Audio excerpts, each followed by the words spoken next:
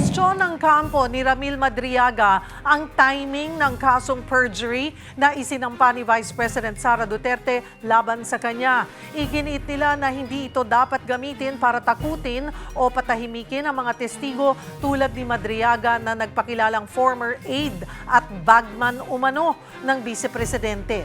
Kaugnay niyan, magkakasama natin ngayon si Attorney Paulo Panelo Jr., Legal Counsel ni Vice President Sara Duterte. Magandang tanghali po sa inyo, Attorney. Salamat po sa oras. Magandang tanghali, Sharon. Salamat sa pag-imbita. Attorney, kinwestiyon po ng kampo ni Madriaga yung paghahain ng kasong perjury ni VP Sara. Bakit lang ngayon lang po? Well, hindi naman kasi ito priority ng Vice President Cheryl. It's not her priority to expose frauds that lack credibility from the start anyway. Pero since ginamit na nga ito sa impeachment proceedings, itong baseless and worthless testimony ni Ramil Madriaga, minabuti na ni Vice President Sara na kasuhan na itong si Ramil Madriaga para panagutin ito para sa mga kasinungalingan niya. Kasi hindi dapat ginagamit itong mga klaseng testimonyang ito to mislead the public and subvert the will of the people through these impeachment proceedings.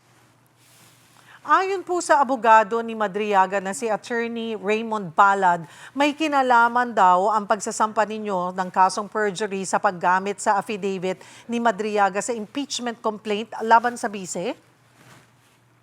Totoo yun. Kasi nga po, it has been the policy of the Vice President to just deny malicious accusations against her and wait for the proper forum to answer charges if it comes to that.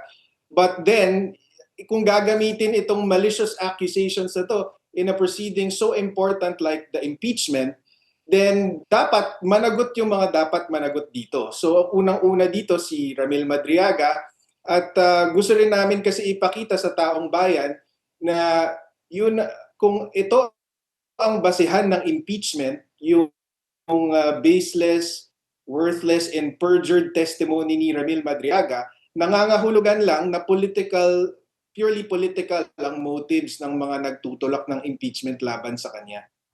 Ano rin po ang tugon nyo doon sa sinabi ng kampo ni Madriaga na hindi dapat ginagamit ang kasong perjury para takutin ang testigo at mag-focus sa issue ng confidential funds?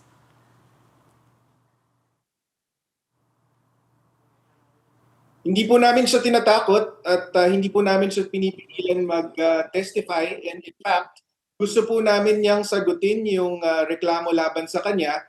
Bigyan niya ng detalye yung napaka-broad and unverifiable na mga testimonya na para lalo naming mabasag yung mga pinagsasabi niya. So we want him to come forward. We want him to give details to his testimony so that we can shatter his testimony some more.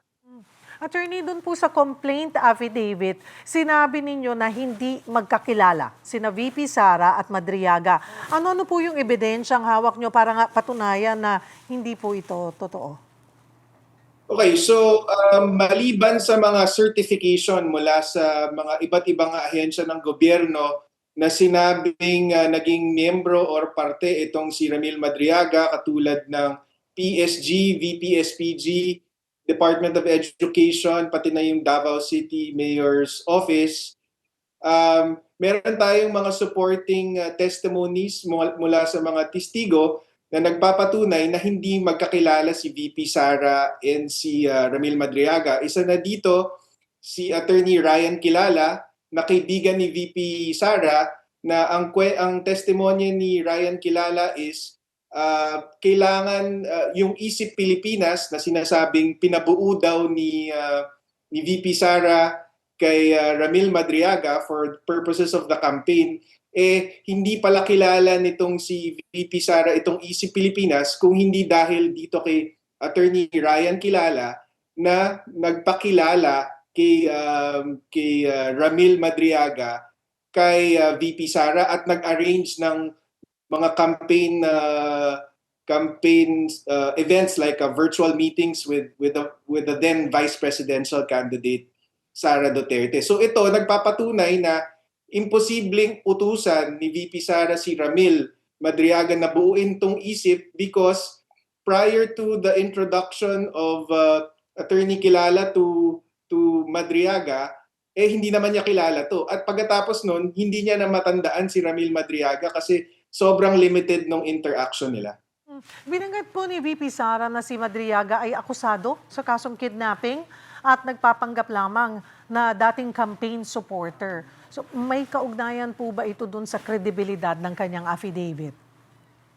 Yes, and in fact, dun sa complaint affidavit, we revealed a Facebook message from Ramil Madriaga to one of the witnesses of VP Sara for the perjury complaint kay Lieutenant Colonel Dennis Nolasco. Dito sa message na ito, sinasabi niya kay Colonel Nolasco na DepEd Security Officer at na sabihin daw ni Dennis Nolasco na yung confidential funds kay Ramil Madriaga ibinigay at siya na daw ang magpapaliwanag in connection with the supposed bid for being a state witness. So siguro ito yung daan niya para makalabas ng kulungan dito sa current kidnapping charge niya. Kaya niya pinadala yung message na yun kay Dennis Nolasco at kaya niya iniimbento tong storya laban kay VP Sara.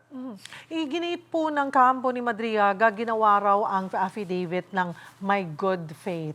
Sa legal po na usapin, Attorney Panelo, sapat ba yung good faith para maiwasan ang pananagutan sa perjury? Dapat sapat, pero hindi pwedeng sabihin na may good faith kasi kapag sinabi mong formally assigned ka kunyari sa PSG, hindi ka pwedeng magkamaling hindi ka miyembro. Meron kaming mga certification mula sa PSG at sa iba pang ahensya na hindi talaga siya miyembro. Hindi mo pwedeng sabihin good faith ang defense mo doon.